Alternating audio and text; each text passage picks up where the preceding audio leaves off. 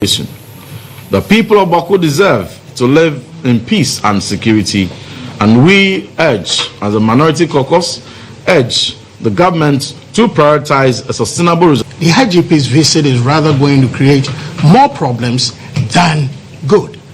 To say that lay down your tools, and that if you lay down your tools, we will consider you for recruitment. It's something that one cannot understand. Why should people, yes, it is important. In order to de-escalate the situation in the Bawku enclave, it is important that we get all parties involved to lay down their tools. But for me, it will be absurd to recruit people into the security services based on the fact that they've laid down their tools. What it means, that if you do not even meet the criteria to be recruited into the security service, you will be recruited into the security service because you have laid down your tool. That obviously is not the way to go.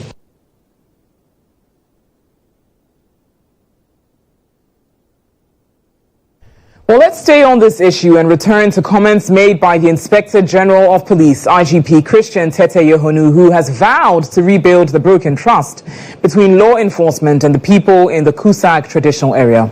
With a message of accountability, neutrality, and community collaboration, the IGP is not just assessing the situation on the ground. Now, since Thursday, he has been in the Cusack traditional area following the recent unrest and shooting incidents in the community. Amid deep-seated tensions and a tragic wave of violence in Bawku, the IGP, Christian GHOne, is leading a high-level hands-on security engagement tour across the conflict zone. We want justice for them. And if that is done, there will be peace. And there are videos to the effect, the one who shot. It was not done in a city, it was in an open place. We are calling on the IGP to set its eagle eye on the police commanders from the highest hierarchy, the region, division, municipality. It is our firm belief that new, competent, and community-oriented officers will help rebuild trust, enhance operational effectiveness. The IGP is on a determined mission to restore peace and rebuild public confidence in Bawku. This is the governor of Cusack. We are appealing to him to talk to the youth that they should cease fire. We are appealing to the youth, please cease fire. We are ready to work with you. Please don't take any anger towards your security. Ghana's police chief, Christian GHOne, engages victims, community leaders, and officers in Bawku, reaffirming a renewed commitment to justice, impartiality, and lasting peace in the Upper East conflict zone. In a powerful moment, the IGP paid a courtesy call on the overlord of Bawku, Zugran Naba Azigri Abugagro Azuka II, where he expressed regrets over the recent loss of life and called for unity between the youth and security services. If we live here, there's nobody they can bring from anywhere to come and provide security. We are the people to work with you. And as a result of doing this work, one or two people will commit some mistakes. So let us make sure that we correct those mistakes so that we continue to work together. Following the recent violent clashes that claimed lives and deepened mistrust, the IGP has taken his team of senior operations, investigations, and intelligence officers on a multi-stop working visit across the region. The IGP visited victims of gunshot injuries, listening to their stories and pledging swift action towards justice and healing. We have a lot of people, NGOs, the embassies, they want to come to Bawku. So please let us open the doors. I appeal to all of you. Let us all stop firing guns so that we can bring a lot of investors. From there, his convoy proceeded to the police training school in Nangode, where he met with personnel to discuss operational readiness and training standards. The tour also took him through Pusiga, Kusasa, and Garu, where he assessed damage to police and private property following days of unrest. At every stop, the IGP reinforced a clear message: neutrality, professionalism, and community collaboration are the only paths to peace. He pledged the Ghana Police Service's readiness to work hand in hand with all stakeholders to rebuild trust, uphold justice, and secure the peace that Bawku desperately needs.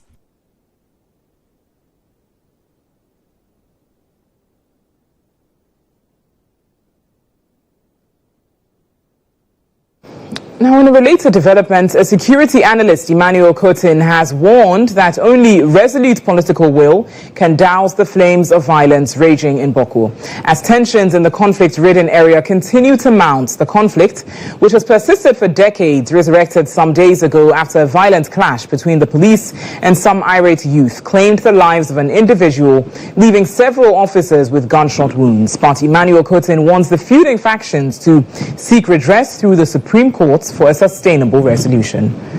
I think we are taking the IGP statements out of context. Wow. Don't let's trivialize it. You know, Bawku has been under siege for a long period now. And the youth of Bawku has not gotten opportunity to some of the national cakes other youth across the country are enjoying. If he had said he was going to give the Kusasi youth an opportunity over the Mamprishis, that would have been problematic. But he said more the youth of Bawku. And this is not the first time initiative of this nature had happened. You know, in the past, we used to have regional recruitment centers where Ghanaians over the age of 18 who were willing to serve their nation can go for such recruitment process. And his statement was conditional. If you lay down your tools, you could be. He didn't, it was not emphatic that you would be. So don't let us trivialize the issue. The indigenous of Bawku have suffered too much. And I think that comments of this nature don't help in the peace building process. In the meantime, I think that the IGP presence there will restore law and order. I also believe that he must speak to his men, the personnel who are on peace keeping mission there, and give them clear rules of engagement, avoiding perceived biases towards any of the ethnic groups. They should also create humanitarian corridors to ensure that displaced persons have access to aid and medical services. IGP should withdraw the regional commander and send a very impartial person there that can endanger the trust between the feuding factions. Then we kickstart the processes of the Otumfo Mediation Commission.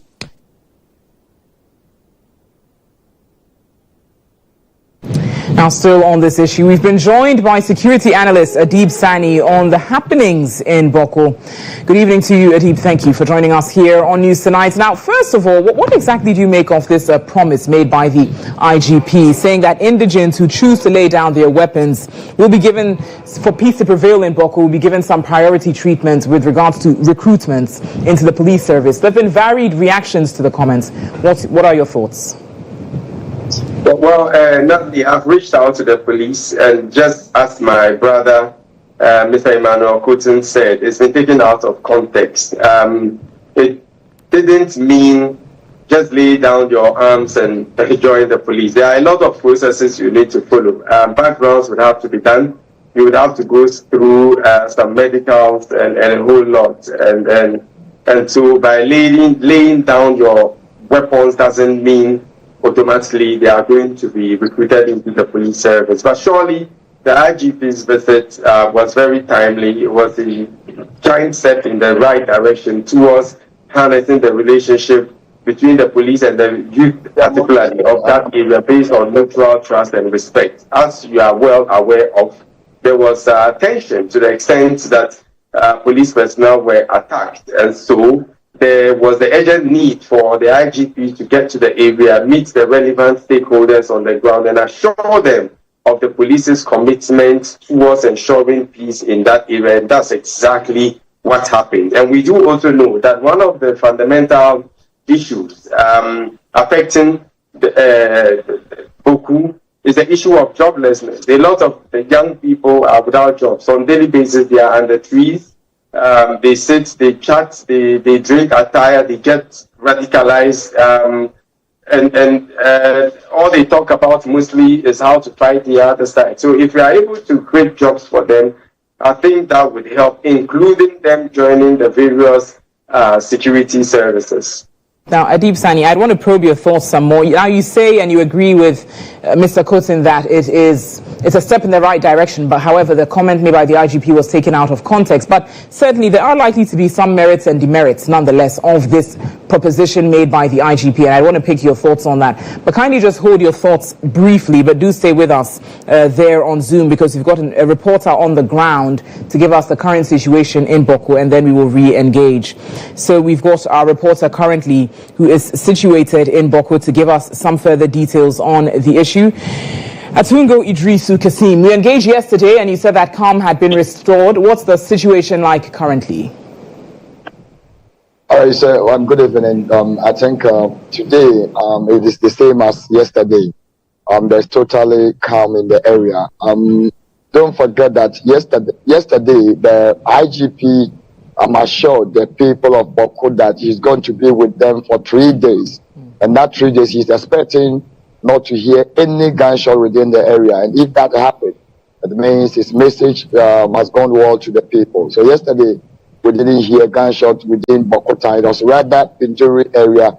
That was where we had throughout the night, gunshots throughout the night. So today, the same thing in Bawku as we speak now. Now, you say that the IGP mentioned he's going to be there for a period of 3 days. What's been the general reception with regards to the IGP's presence in the community?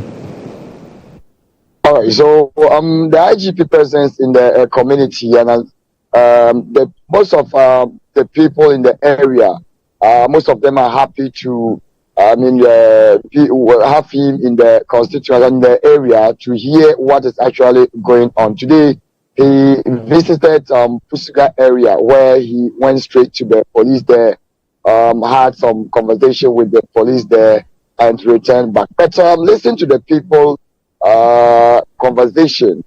Most of them are not also happy with the process that has been taken by the police and their leader IGP.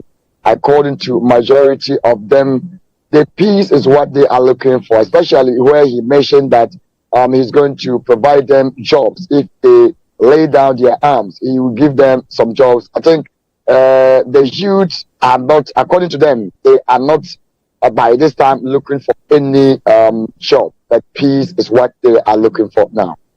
That's an interesting reaction from the youth to the comment made by the IGP. Now, finally, does it appear that the youth, are ready to give a chance for peace to prevail, specifically with regards to the president's comments that Asante Hene, as we know, is going to be leading the mediation efforts? What's been the reception to that? All right, so that is what we are looking for now. You know, these youth, we don't actually know them, and we don't know how they do plan and how they carry out their activities within the area. Either whether they will accept or they will buy the idea or they will not agree, unless let's give them at least some days. And yesterday, the IGP also mentioned that Otumfo will be in the Bawku, God willing, next week. So the youth are actually currently waiting to hear what the Otumfo is preparing to bring to them in the area. For them accepting that they will lay down their arms, I can't, for now, we cannot tell, because they've never mentioned anything to us for us to get it as a point to make. Idrisu Kasim, thank you so much for giving us the latest regarding the situation there in Bawku. And I'd like to now return to you, Adib Sani. You heard our reporter speaking earlier there, highlighting the fact that generally there is still peace and calm in the community. And the IGP did say that he didn't want to hear any gunshots within the period of time, at least that he is within the community. What's your response or assessments to this feedback and updates provided by our reporter? Well, just saying you don't want to hear gunshots, I don't think it's enough. I know a lot of the guys on the ground. I know a lot of the combatants. They sometimes even share information with me. I remember under the last administration, at a point there was an intervention where they stopped fighting.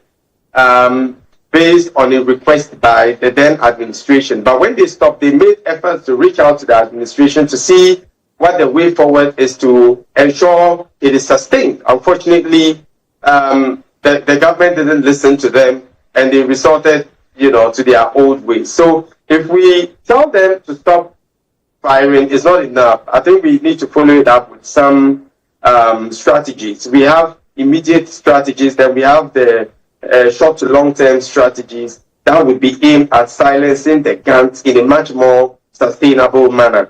But going forward, Natalie, it is important to understand that this is a multidimensional issue that requires a multidimensional approach. Okay, the Ashanti is working assiduously on it, just as he did with the Committee of Eminent Chiefs to resolve the Dagbon issue. But we need to follow it up with other interventions. There are issues confronting the proliferation of small arms and light weapons, issues of criminal networks taking advantage of what is going on to engage in their criminal acts, issues of lack of law enforcement, issues of human insecurities where the young people don't have jobs, where people feel wronged, yet they don't have access to justice, and a whole lot. So if we bring all of this together, we should be headed towards a sustainable peace. And I'm excited that the President, His Excellency John Dramani Mahama, has shown us the way. He has proven, not just spoken, that he is indeed committed to ensuring that this ends once and for all. It was his first official trip after his inauguration outside of Accra, and he's indicated that in no uncertain terms, so his security chiefs, look, this is my topmost priority, and I think the President needs our help. And all of these stakeholders would have to work together so we are able to approach the issue head on and deal with the very fundamentals beyond the chieftaincy, if really we are committed to a sustainable solution to this conflict. So Deep Sani, I'd have to wrap it up with you here. Thank you so much for sharing your thoughts on this issue and developments in Bawku. We'll certainly be staying on it and bring you a lot more on developments there in subsequent bulletins here on GH1 TV. Let's turn our attention now to issues on illegal mining, as Interior Minister Mohammed Muntaka Mubarak says he strongly stands by his directive for foreigners caught engaging in illegal mining to be deported without trial. He insists foreign nationals are benefiting from Ghana's slow legal process to sneak back into the country's forest to mine. His defense follows a huge public backlash to the directive, with civil society and activists describing the move as counterproductive. However, speaking at the commissioning of a new regional office of the Immigration Service at Mampong in the Ashanti region, the sector minister insisted his directive matches the enormity of the Galamsey fight. That what we did was lawful. If you check the Deportation Act, it is lawful. If you check the mineral mining laws, it's one of the options that we have. But let me just give you one of the key reasons why we opted to do that. In 2023, total number of individuals that were arrested that were properly recorded. As we all know, some get arrested and along the line a lot of things happen and they just get away without even being recorded in the system. But those that were properly recorded and charged were 280. At the end of 2023, only 24 were able to be prosecuted. Only 24. Without a single foreigner being among the 24. In 2024, that was just last year, 627 were properly recorded. Only 11 were prosecuted without a single foreigner. So, if you are the Minister for Interior and you know that foreigners are taking undue advantage of our judicial system and its delay and adjournment and weakness in our system, tell me what you do. I will say that our prime aim is to protect this country for two crimes. One, finding yourself in our forest, and two, doing defrauding. For these two, when we get you, our option is to take you back into your country. And this we will continue to do to make sure that we sanitize the system. Now, 7 illegal miners have been arrested and dozens of mining equipment, including excavators and pump-action guns, have been seized in the eastern region. This follows a major joint security operation in the region after the regional minister, Rita Akosia-Ejay Awete, declared an all-out battle against illegal mining to secure forest reserves and water bodies. GHOne News' Eastern Regional correspondent Kojo Ansah reports.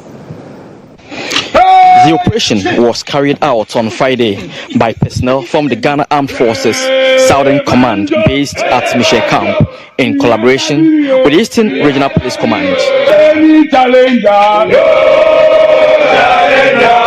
crackdown targeted illegal mining activities in Denchemwo, Etiwa West, Lower West Achem, Ayensuano Fantiakwa South, and Kwabibrem districts. Total of 24 excavator batteries, 16 pumping machines, a chainsaw machine, 3 monitors, 5 control boards, firearms, including 3 single-barrel guns and 2 pump-action rifles, cartridges, and various other equipment were retrieved.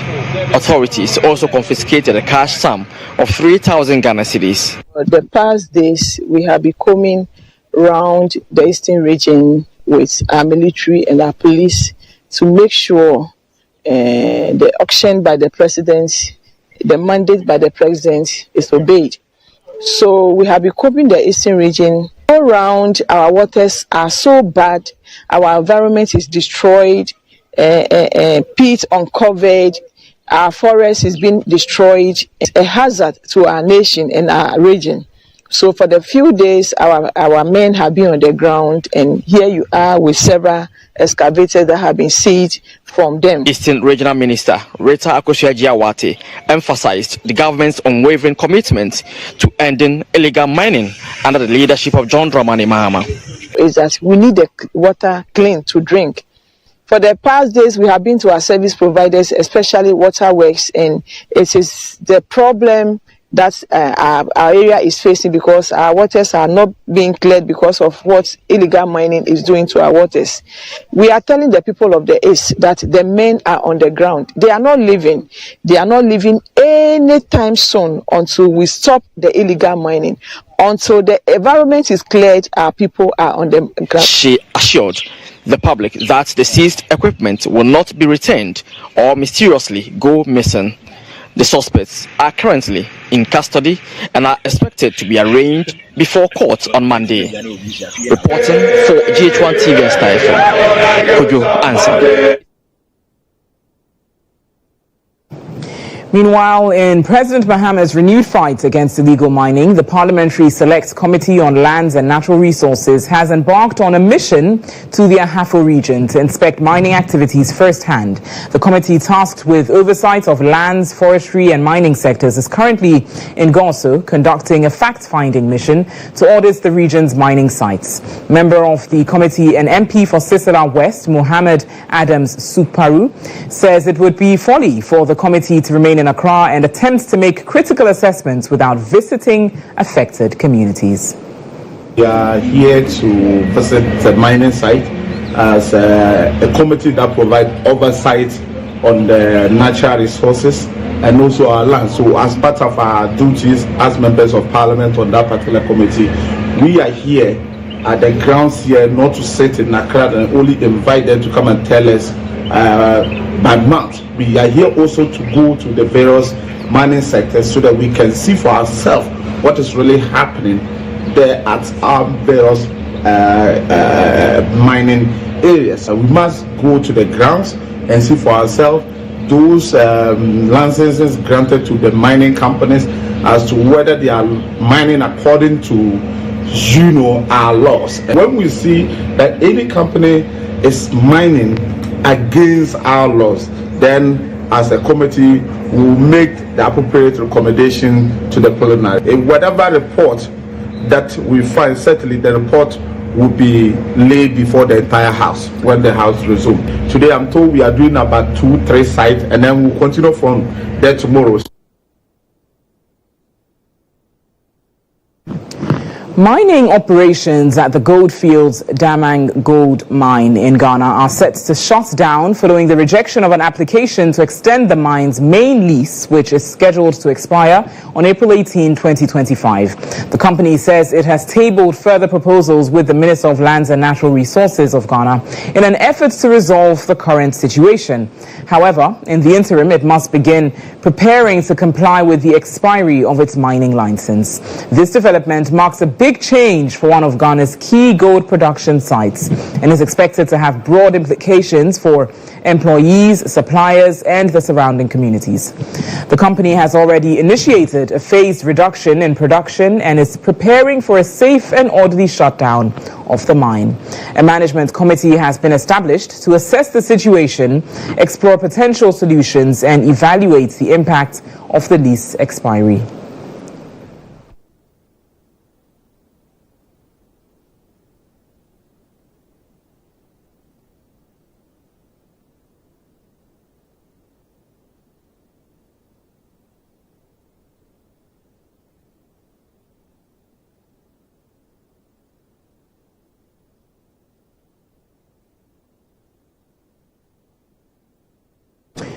Away from that, let's turn to the health sector now, as Sector Minister Minta Akando on Friday stormed the Greater Accra Regional Hospital and slammed management over dysfunctional MRI and CT scan machines, which is affecting healthcare delivery in the radiography unit of the hospital. Expressing his frustration during an unannounced visit to the facility, the Sector Minister bemoaned the poor maintenance culture of the facility, including washrooms, and hinted of a policy direction for health facilities to use portions of its internally generated funds to fix broken down equipment. Obed King-Gaglo reports. In a surprise visit to the Greater Accra Regional Hospital, also known as Ridge Hospital, Health Minister Minta Akando expressed shock over the facility's prolonged equipment failures. His first stop was the laboratory, where, to his disbelief, there was no staff present, even though it was almost 11 a.m. At the radiology unit, the minister was outraged to learn that the hospital's MRI and CT scan machines have been out of service for 2 years. The CT scan has been down for some time now. I'm told about 2 years. The MRI has also been down for some time now. I'm told about 2 years. It's not been working. And I made few observations about the culture of maintenance that I'm not happy about. The emergency department revealed more concerns. The minister scolded management over poor maintenance, particularly pointing to deteriorating washroom conditions. Only 1 out of 3 was operational. The others were locked, with management claiming they were choked. In 2 minutes to the washroom. I can imagine a patient in the facility who wants to use the washroom. Minister, to show you. No, the washrooms are actually, I'm a clinician, I work in the space.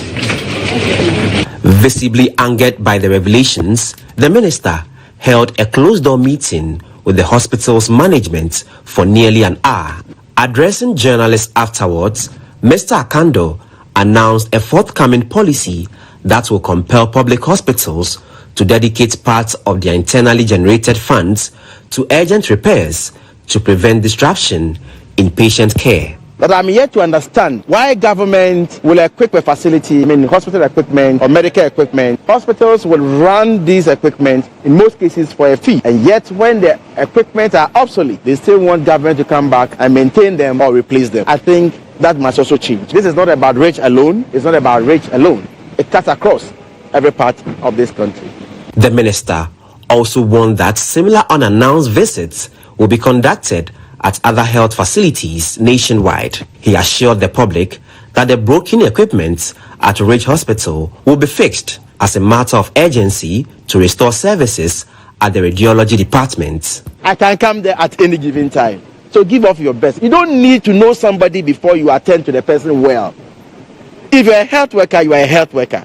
Of course, let me salute them for the many sacrifices they have done. But of course, there are few ones amongst them, the bad mats, that please, this time round, you have to change. Meanwhile, Mr. Akando pledged government's continued commitment to reviewing and enforcing contracts to ensure the smooth operation of the Greater Accra Regional Hospital. Still on health workers of Enyan Abasa Health Center have bemoaned the inadequate equipment in the facility. The facility, which is over 50 years, cannot boast of a simple blood count machine. The Enyan Abasa Health Center serves over 20 nearby communities. However, the facility, which is over 50 years, faces major challenges, especially with hospital equipment. According to the Ejumako District Health Director, Stephen Etiato, patients and hospital workers always had to travel long distances to Ejumako, Esikuma, Mankesim or Cape Coast hospitals before having an access to a blood count machine, which was time-consuming. He appealed to natives of Enyan Abasa community and government to support the Enyan Abasa Health Center to get enough medical equipment in health delivery. Whatever support that people have for us, though we are in a bit of a remote area, we are determined to give of our best together with my colleagues. So we ask for more support in terms of the equipment, in terms of even staffing. But staffing will be managing it locally at our end. But the equipment and then the commodities will appeal for more. That at the end of the day, our communities here will also receive better quality health services as is required for every human being, wherever you find yourself. So we are very grateful. Meanwhile, the leader and founder of Joseph's Dream organization, Joseph Kojo Mensah, in collaboration with Assisting Better Living Everywhere, a non-governmental organization based in the United States, donated a modern count machine, stabilizer, and air conditioning machine to the Enyan Abasa Health Center. I will only ask for proper maintenance, proper use of the facility. It's very expensive. Looking at our standard, yes, to some people it may not, but to our standard, I would say it's a bit an expensive venture. Putting up the structure, equipping it, and then lastly, this equipment that we have equipment that has been handed over.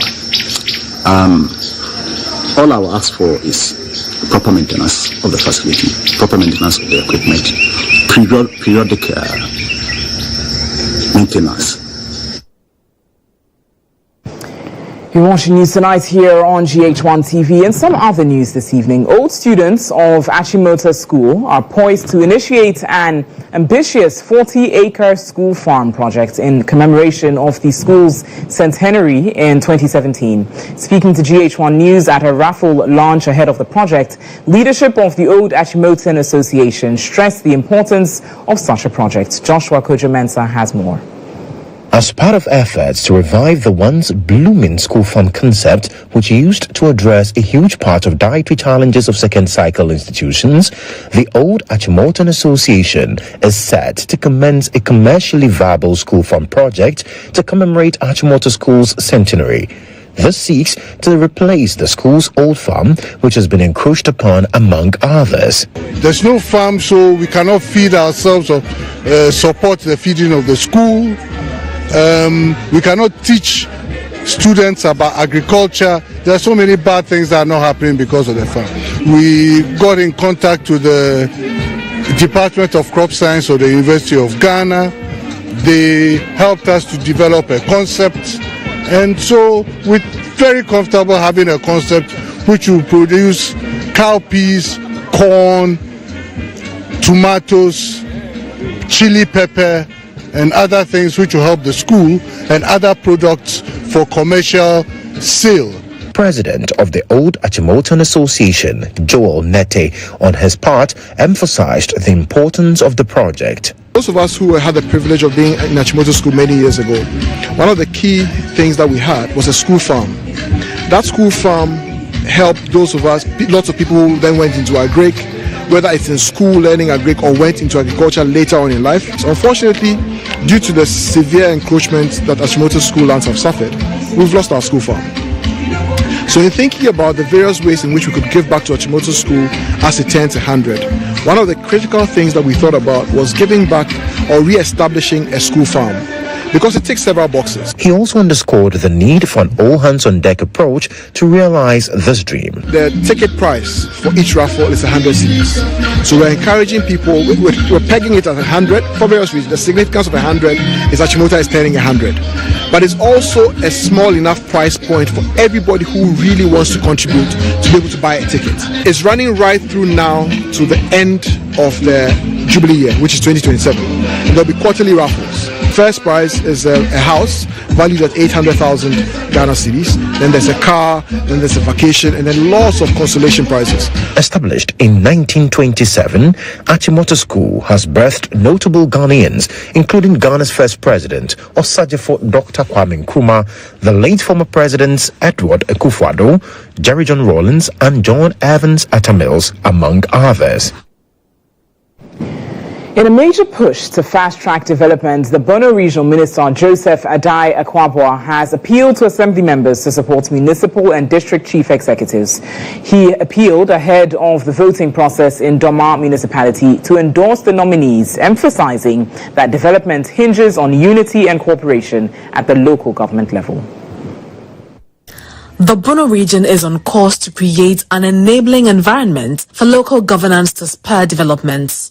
So far, all the president's nominees for the metropolitan, municipal and district chief executives have secured overwhelming endorsements. The latest to be confirmed are the Doma Municipal and Doma East nominations. Both Dominic Adoma and Osei Owusu King received unanimous approval. Ahead of their confirmation, the Bono Regional Minister, Joseph Adai Akwabua, tasked the Assembly members to throw their support behind the chief executives for unity and development.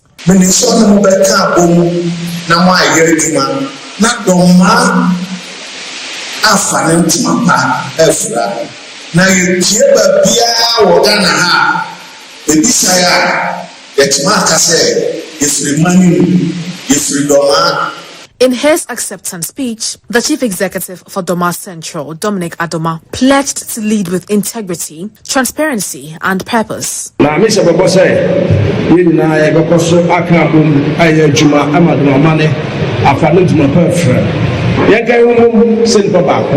Tensions had flared earlier in Doma East, leading to the burning of the NDC party office by aggrieved party members. The regional minister addressed the assembly and community leaders at Wamfie, calls for calm, urging all stakeholders to prioritize development over division. The new Doma East DCE, Osei Owusu King, pledged to work tirelessly to improve infrastructure, education, health and economic opportunities across the districts.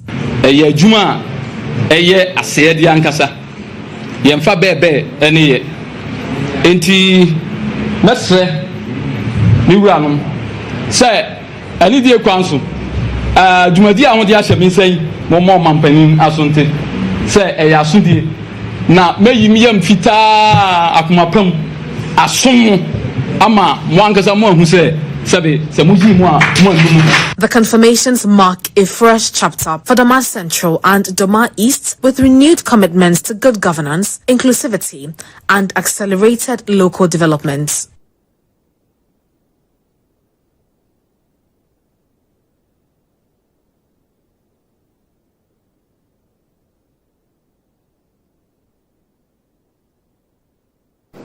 In some other news this evening, in agriculture, President John Dramani Mahama says government will support 50 anchored farmers to produce 4 million birds, equivalent to 10,000 metric tons of chicken, as part of efforts to revitalize Ghana's poultry industry under the Nkuko Nkete Nkete initiative.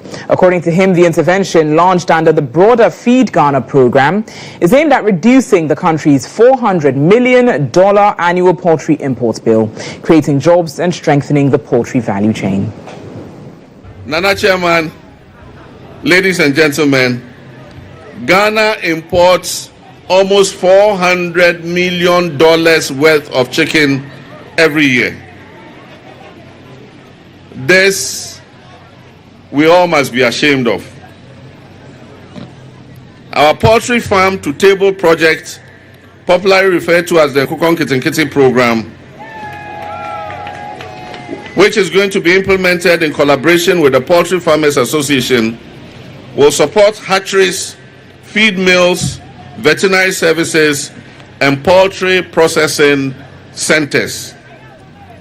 This year, we're going to register 50 anchor farmers who will be supported to produce 4 million birds, which will be equivalent to 10,000 metric tons of chicken. Additionally, a supplementary program would involve the registration of 55,000 households across this country. And each of these 55,000 households are going to produce 500 birds every year. We believe that this will rear over 1 million birds and thereby improve the incomes of women and their nutrition of their children.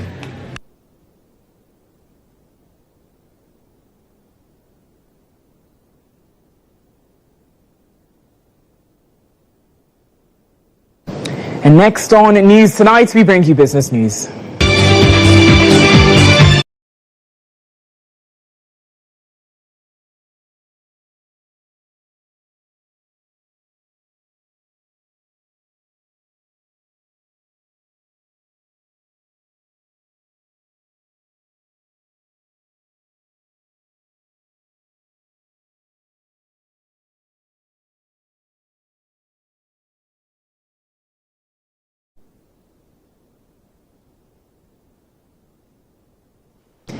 In business news tonight, consumers of water and electricity will pay more effective May 3, 2025, following an upward adjustment in the average end-user tariff for electricity by 14.75% and 4.2% increase in water tariffs across the board for all categories. In a statement, the Commission justified the decision, stating that the adjustment is in line with its quarterly tariff review mechanism, as outlined in its rate-setting guidelines for the periodic adjustment of natural gas, electricity, and water tariffs. According to the Commission, the adjustments are driven by 4 key variables: the CD to US dollar exchange rate, inflation, electricity generation mix, and the cost of fuel, mainly natural gas, in electricity production. The move, the Commission explained, is intended to avoid both over-recovery and under-recovery of revenues.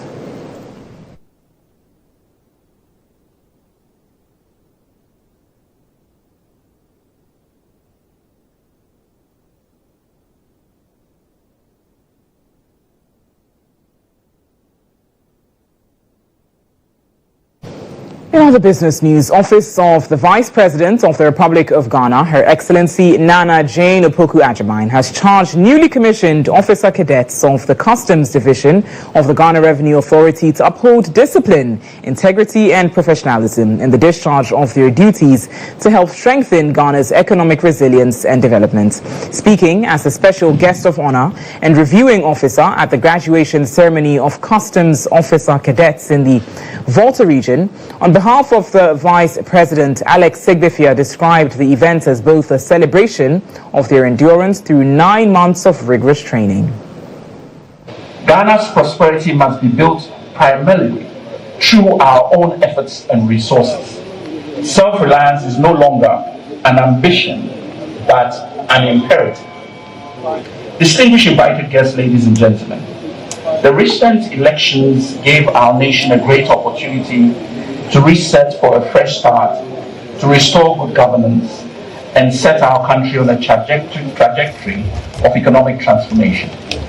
In this direction, government is committed to enhance revenue mobilization and creating an equitable and efficient tax system. To achieve this, government is, amongst other measures, 1, reviewing the tax exemption regime to promote transparency, economic growth, technological transfer, and job creation.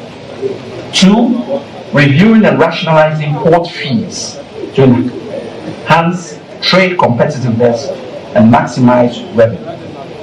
3, resuming the restructuring of Ghana Revenue Authority, initiated by the previous NDC government to improve tax administration and compliance. 4, enacting a Natural Resource Revenue Management Act, NRMA, to increase revenue from our mineral resources, including green minerals and new finds. 5. Reviewing the Petroleum Revenue Management Act 2011 at 815 to maximize petroleum revenue for development. And 6. Harmonizing and standardizing the tax regime to ensure equity in tax administration for effective revenue mobilization. To achieve these measures, the role of the Ghana Revenue Authority is indispensable. The revenue you collect represents the lifeblood of our national development agenda. Every CD properly assessed and collected becomes the building blocks in a new school, medicine in a rural hospital, or investment in our nation's critical infrastructure. Your vigilance at our ports and land borders will help to curtail smuggling while protecting Ghanaian businesses from unfair competition. Your work attitude will determine whether Ghana becomes a preferred trade destination for international commerce or it will be bypassed for more. And that's all the business news we've got for you this evening. Sports news is next.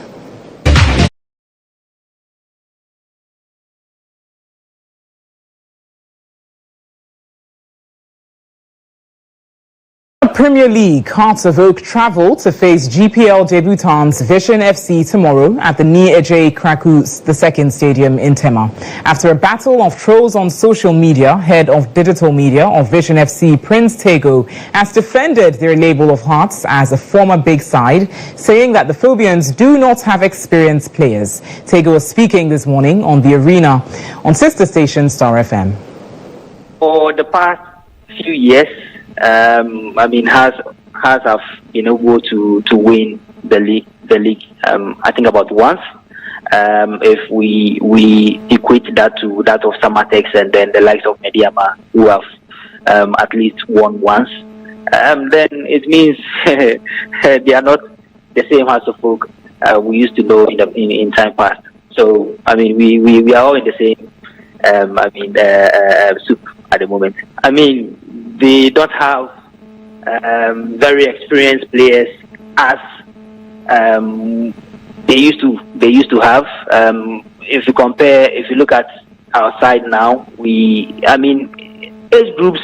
age-wise, we almost have the same crop of caliber of players in our fold. So these young boys in our team can match them good for good, and I can assure every AWO fan, including the Phobians themselves, that tomorrow Vision will carry the day at the end of 90 minutes.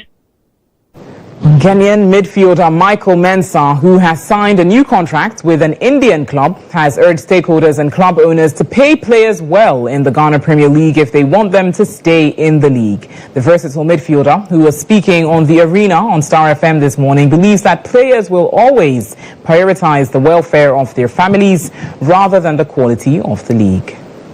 In the Ghana Premier League, we will all not travel out to go to certain countries to go and play, because those countries, we are far developed in football more than them. So at least if a player is earning let's say 3,000, 4,000, at least the player knows that, okay, he's home, so he can give his best out of the game. But for a player not to receive anything, some are receiving 200, 300, even 1,000, 800. They have a lot of responsibilities, and if you are a player now in the Ghana Premier League and you have family to watch and you are being given such salary, you can't do anything. And I fall for a victim. I am a victim to it. Though others, I hear people say that some clubs are paying big high salaries to other players, which I have cousins who are playing. Eric Esso, Joseph Esso, they are my cousins, and they are not getting well in the league. They are not earning well in the league. And as I'm talking to you now, Eric Esso is playing in Malaysia. Why would a player leave the Ghana league to Malaysia? He's earning very well. Now, the Rugby League Federation Ghana will launch its 2025 Rugby League tomorrow, right here at the premises of GHOne TV. The launch will reveal the participating teams, sponsors, and season-long schedule. The launch will be live on GHOne TV at 1 p.m.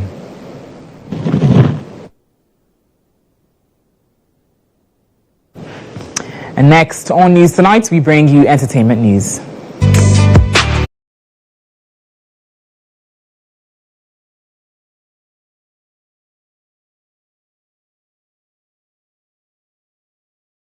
Years of serving viewers with rich Ghanaian culinary content, the producers of the Aben Show have chosen to mark the milestone in a unique way by giving back to society. The team from Dorlin Productions spends their anniversary celebration with students and staff of the GHOne Special School, donating essential items and sharing memorable moments with them. There are details in this report.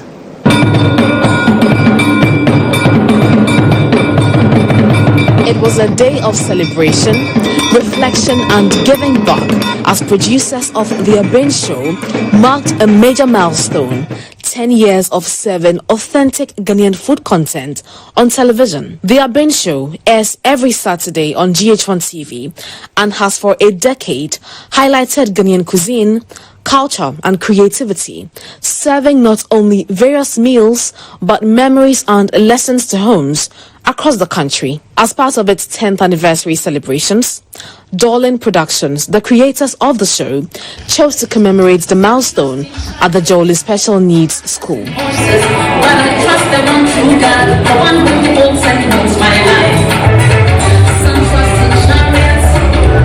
Here is CEO of Dorlin Productions and host of the Aben Show, Doreen Heyman, speaking at the event. It started as an idea, and 10 years down the line, you can see so many cooking shows on TV channels, especially when I started with the tree, the Ashanti tree. And I didn't know that it will really impact so many people to also start doing their own, and even the TV stations we have in Ghana. So to me, it's really impacted everybody, especially our media circle. And at least I know that I have also contributed something in the media space, and that's what I'm very proud about. Kalsum Sinari, a veteran actress who joined in the celebration, lauded Dorlin Production for the kind gesture. What is the essence of life? To give back to society. And I'll urge all of us to get to humanity. What else can you do? More especially, she couldn't have chosen anywhere than to be with the special children. We thank God, and let's keep helping humanity. The headmaster of the GHOne Special Needs School, while expressing gratitude, called on the government for more support. They've really shown today, as part of their 10th anniversary, they would have gone to La Palm or other important places to celebrate this anniversary, but they chose to be here to have fun with the less privileged in society. So as a leader of this school, I'm extremely happy. We need teaching assistants and we need non-teaching staff to support the work, because these kids, the way they are, they need 24/7 assistance, and their workload here is beyond the staff currently. Sponsors of the Aben Show, including Gino, La Bianca and PepsiCo, donated food items, toiletries, refreshment and other essential items to support the school's operation. Gino truly cares, so caring about your health, how easy it is for you to cook, you know, with providing tomato bases, quality tomato bases. So, I mean, her show is about food, cooking. So we just saw it as an opportunity to project, local flavors, as, we are particularly enthused to help in cooking. And then it's for a worthy cause. It's a great honor for us to come here again and enjoying the 10 years anniversary. It's really a great honor, especially seeing the joy in the faces of the children. Is just awesome. We are grateful for that. Other religious leaders who attended the event also urged stakeholders to provide more resources to the school to nurture the talent of the students. Seeing the kind of talent they exhibit, we don't even think they do possess such talents.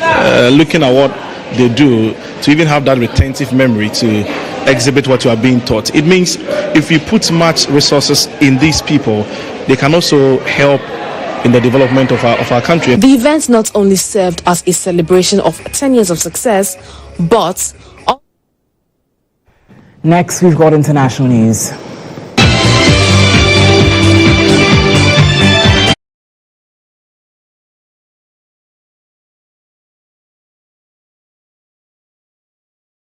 U.S. President Donald Trump's administration has exempted smartphones, computers, and some other electronic devices from reciprocal tariffs, including the 125% levies imposed on Chinese imports. U.S. Customs and Border Patrol published a notice late on Friday explaining the goods will be excluded from Trump's 10% global tariff on most countries and the much larger Chinese import tax.